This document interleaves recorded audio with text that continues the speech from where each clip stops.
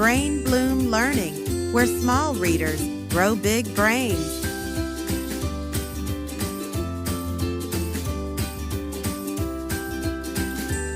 Today's story is Sam the Cat. Let's read together. Watch the hand as it moves across the words. Sam is a cat. Sam sat on a mat.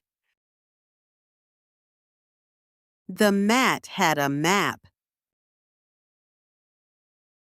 Sam had a nap on the mat.